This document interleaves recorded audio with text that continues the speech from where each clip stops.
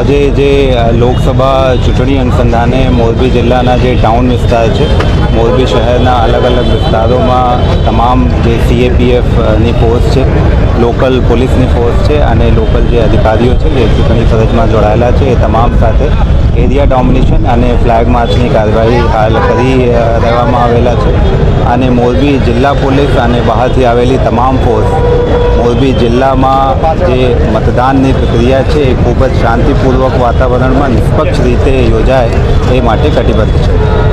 ચૂંટણી પંચની ગાઈડલાઇન પ્રમાણે પોલીસ સિક્યોરિટીના જે ડિપ્લોયમેન્ટ પ્લાન છે એ બધી તૈયારીઓ પૂર્ણ કરી લેવામાં આવેલા છે.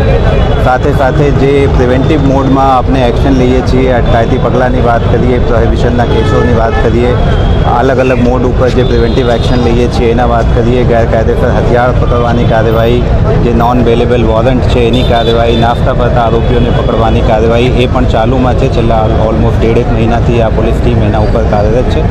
અને આગામી 7 તારીખે મતદાનના દિવસે પણ એ ચૂંટણીની સમગ્ર પ્રક્રિયા જે આચારસંહિતા લાગુમાં છે એમાં કોઈ પણ જાતના વિક્ષેપ વગર યોજાય એ બાબતની આપની પૂરી તૈયારી છે. સાથે સાથે ચૂંટણીના દિવસે અથવા આચારસંહિતા જ્યાં સુધી અમલમાં છે એમાં કોઈ પણ જાતના જે કોઈ વિક્ષેપ કરનાર ઇસમો છે એના ઉપર કડકમાં કડક પગલાં લેવામાં આવશે એવી પણ હું જાહેર જનતાને વાત કરવા ઈચ્છું છું.